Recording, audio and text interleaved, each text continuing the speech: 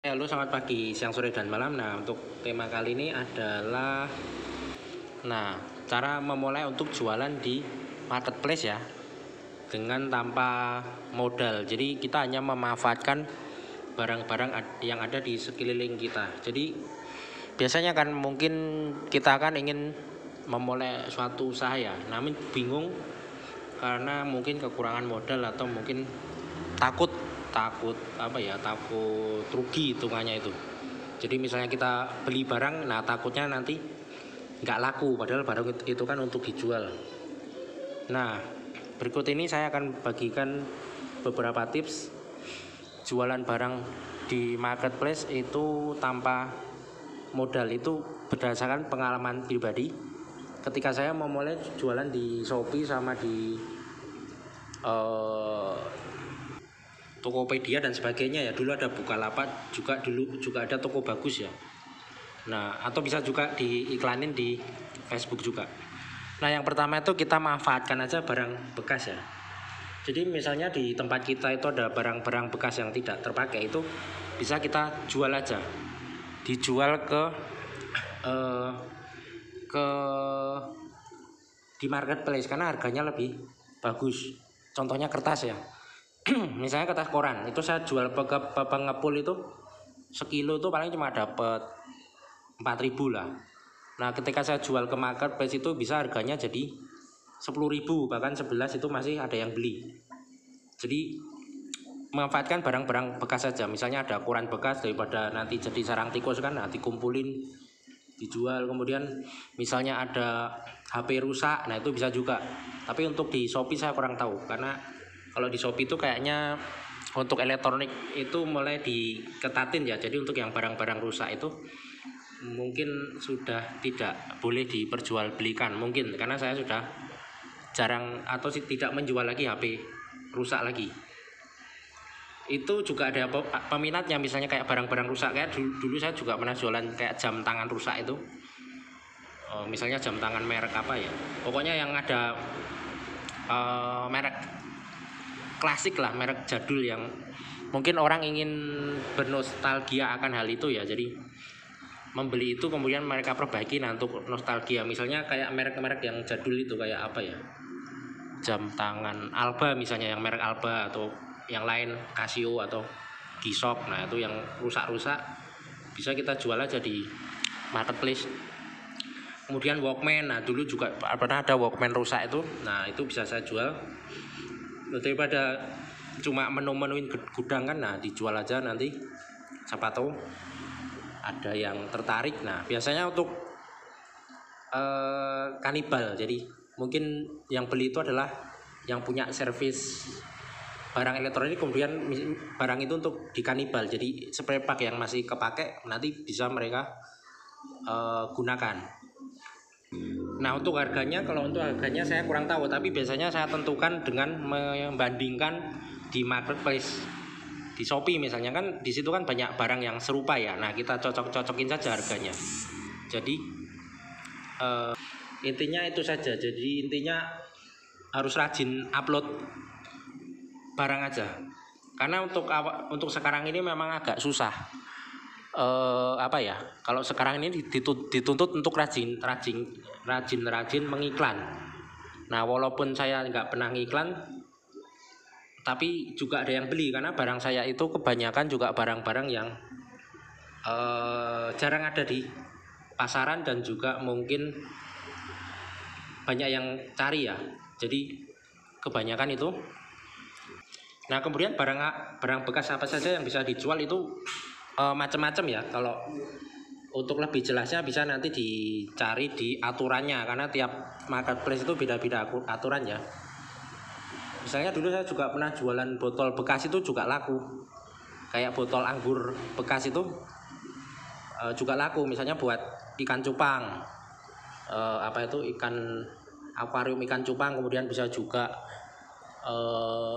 buat drama, mungkin kan properti drama juga ada kan. Biasanya kan ada SMA atau grup teater yang ingin menggelar suatu pentas ya. Mungkin di situ ada pentas tentang orang yang sedang mabuk-mabukan. Nah, mereka kan mungkin butuh properti botol. Nah, kebetulan saya pernah jualan juga itu botol-botol anggur kosong. Nah, itu juga laku juga. Jadi apapun itu sebenarnya bisa.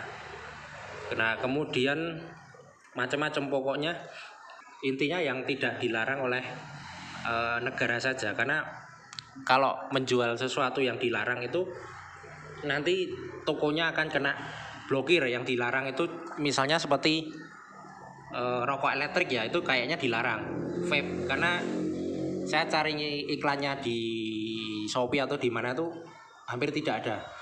Dan juga misalnya kalau jualan ikan hias itu pastikan jangan ikan-ikan hias yang terlarang, misalnya aligator atau apa itu yang predator yang terlarang itu, karena takutnya nanti tokonya juga kena ban juga, kena, atau malah bisa juga didatengin BKSDA ya karena menjual ikan yang dilarang. Jadi itu. Nah, kemudian itu tadi, jadi jualah barang-barang bekas dulu. Nah, kemudian yang kedua itu jualah barang-barang yang ada di sekitar kita.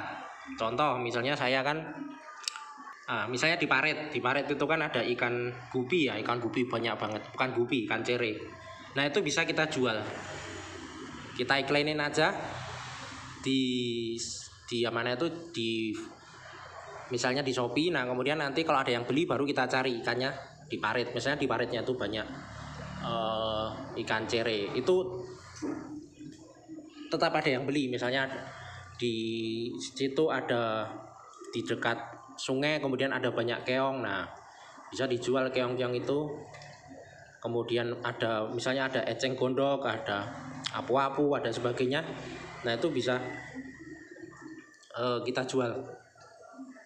Jadi itu tanpa modal sama sekali. Nah, kita tinggal mengambil yang ada di sekitar kita. Nah, yang ketiga itu biasanya menjual dari hasil budidaya. Contohnya ya, misalnya saya ternak gupi. Nah, anakannya itu bisa kita jual di Shopee. Atau misalnya ternak ayam itu juga bisa, anakannya nanti dijual. Biasanya itu kalau untuk binatang nanti itu menggunakan jasa kirim reguler, instan, atau sesama daerah ya, sesama misalnya kotanya misalnya kotanya atau nama daerahnya misalnya Condong Catur. Nah, nanti di sekitar Condong Catur saja, atau di kelurahan misalnya Sido Mulyo. Nah, biasanya di daerah situ aja, kelurahan Sido Mulyo dan tetangganya biasanya. Karena untuk instan itu hanya diantar oleh ojol. Nah, ojol itu jaraknya tidak sejauh ketika kita mengirim memakai reguler. Jadi bisa kita menjual juga binatang-binatang menggunakan marketplace, khususnya Shopee ya, untuk yang lain saya kurang tahu. Nah, dengan catatan itu biasanya memakai reguler. Misalnya kita ternak hamster, nah kemudian banyak banget, nah bisa anakannya dijual. Atau misalnya di kebun itu banyak sekali daun ya, misalnya daun sayur, misalnya daun sayur apa ya, sayur singkong, daun singkong misalnya. Nah, itu bisa juga dijual. Misalnya per 100 gram harganya misalnya nggak tahu ya, pokoknya kira-kira aja, misalnya harganya 100 gram 10.000. Nah, bisa kita tawarkan di situ. Jadi hampir semuanya tuh bisa kita jual. Nah, untuk menjual bahan mentah atau bahan yang belum diolah itu lebih gampang. Misalnya kita menjual daun singkong aja, atau misalnya kita menjual apa itu yang umbinya itu, ubinya yang akarnya itu, umbi-umbiannya itu juga bisa. Misalnya per kilo harganya berapa, itu malah lebih gampang daripada kita mengolahnya ke bentuk makanan. Misalnya umbi singkong itu kita jadikan keripik singkong itu agak susah, karena biasanya itu harus memakai surat-surat ya. Misalnya surat PB POM atau apa itu, Badan Pengawasan Makanan dan Obat. Misalnya ada dari surat itu dulu, atau dari halal sama haram itu apa, sertifikat halal maksudnya. Nah, itu kan lebih susah lagi kalau kita mengolahnya ke bentuk menjadi misalnya menjadi makanan itu agak susah karena biasanya harus memakai itu. Nah, oleh karena itu kita jual aja yang produk mentahannya dulu aja, misalnya daun singkongnya, enggak usah sayur singkong tapi daun singkong aja. Nah, untuk atau mungkin buah-buahan yang ada di sekitar kita ya, misalnya pohon mangganya lagi berbuah banyak, nah itu bisa kita iklanin di marketplace saja, buah mangga sekilo berapa, nah itu nanti pasti ada yang beli juga.